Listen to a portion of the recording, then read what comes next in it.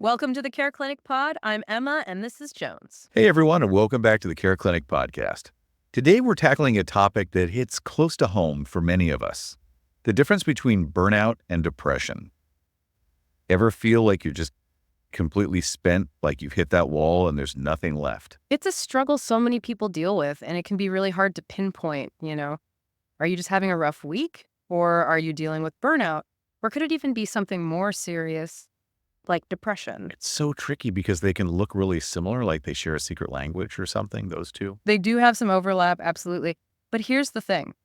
Understanding the differences between them can totally change how you approach the problem.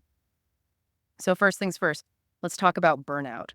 It's a state of exhaustion, sure, but it's super connected to your work or a specific stressful situation you're dealing with. So we're not just talking about needing an extra cup of coffee to get through the day. This is deeper than that. Way deeper. We're talking about this long-term physical, emotional, and even mental exhaustion that just drains you. It impacts everything. Your motivation, how well you do your job, even your self-worth, especially when it comes to your work. So if you're constantly feeling drained, maybe even dreading work and feeling cynical about it, could that be a sign of burnout? Yeah, those are definitely some red flags to watch out for. And it's not only about how you feel emotionally either. Burnout can actually show up physically too. Think headaches, stomach problems, even getting sick more often because your immune system is just shot. It's like your body is waving a giant red flag, yelling, hey, pay attention, something's got to change. Exactly.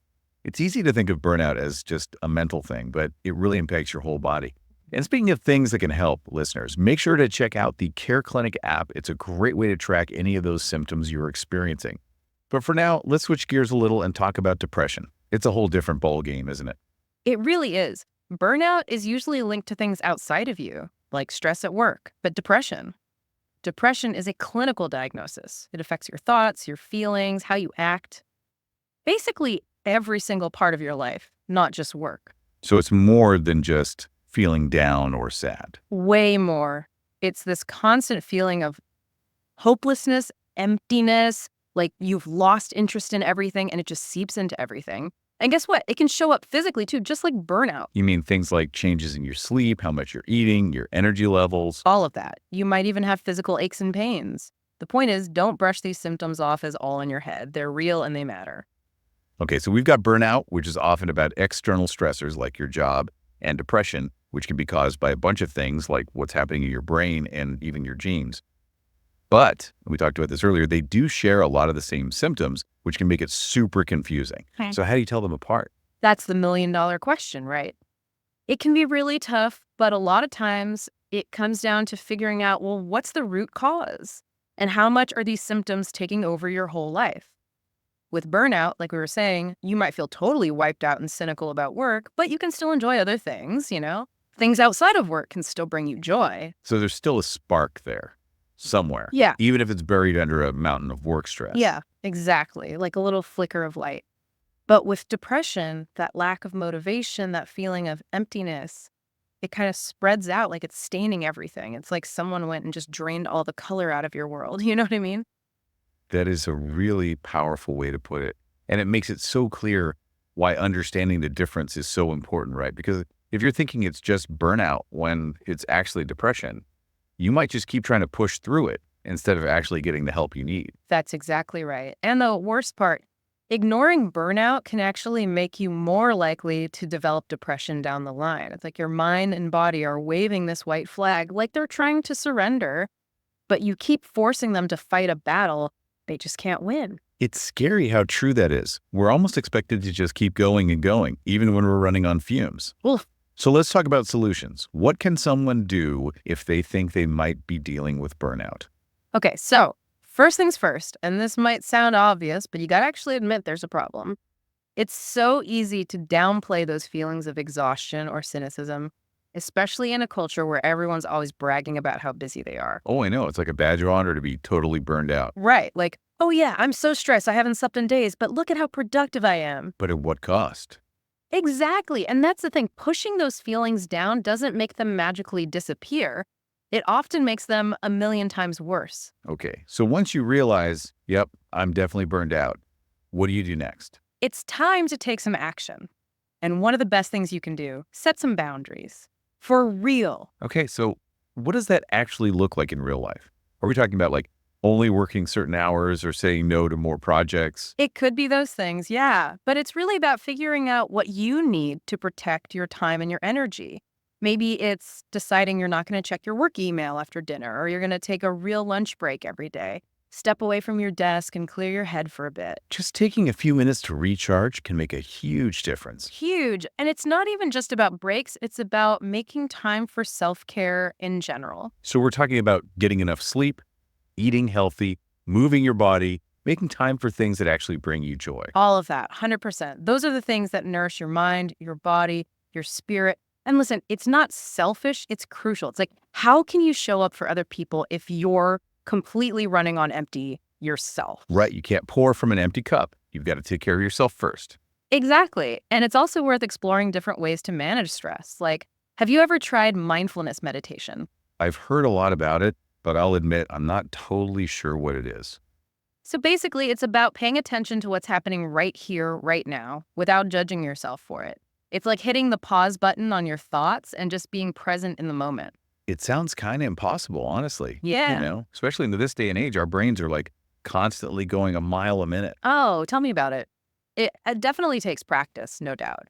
But even just taking a few minutes to do some mindful breathing or like a body scan meditation, it can make a world of difference. I'm going to have to look into that.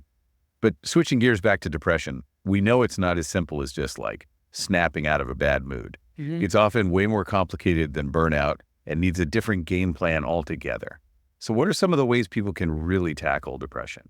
You hit the nail on the head. It's not about just thinking positive and hoping for the best, unfortunately. Depression often means getting some professional help. Okay, so then what does that look like? Well, therapy can be really effective, especially a type called cognitive behavioral therapy or CBT.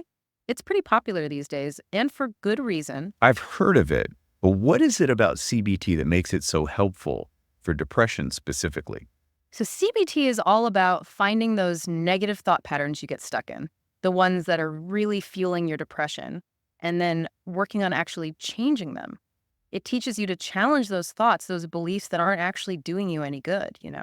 And then you can start to create healthier ways of coping with things and gradually create these positive changes in your life. So it's like you're basically hitting the reset button on how your brain reacts to things and breaking free from those negative thought spirals that can just pull you under when you're dealing with depression. Exactly. And sometimes, depending on the situation, medication like antidepressants might be a good option too, often along with therapy.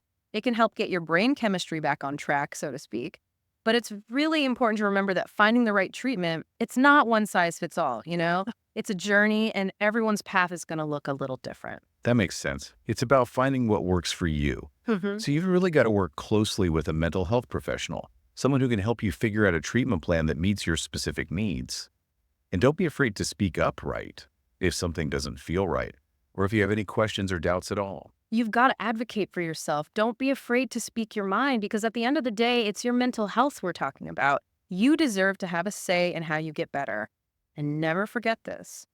Asking for help, it's not weak. It's actually incredibly brave. I love that. It's like that saying, asking for help isn't giving up, it's refusing to give up. And speaking of support, never underestimate the power of talking to people who get it, who've been there. Support groups can be amazing for that. For real, it's like a breath of fresh air to be in a space where you can be totally honest about what you're going through, no judgment, and just connect with other people who understand. Yeah, that feeling of not being alone in your struggles is so powerful. And even for those who maybe aren't ready for a support group or therapy, even just opening up to a close friend or a family member can make a huge difference. Just having someone listen and offer support can be so, so helpful. Huge. Never underestimate that. And, even though burnout and depression, they're serious issues, it's not a life sentence. You know what I mean? There is always hope. With the right kind of support, the right self-care strategies, you can 100% regain control of your mental well-being. And hey, don't forget about the CareClinic app. It's got tons of resources for managing stress, tracking your mood, even finding a therapist near you. Like having a personal wellness coach right in your pocket. Sounds like a great resource for sure. Well, on that note, it looks like we're just about out of time. Remember, everyone, your mental health matters. Take care of yourselves, and we'll catch you on the next episode of the CareClinic Podcast.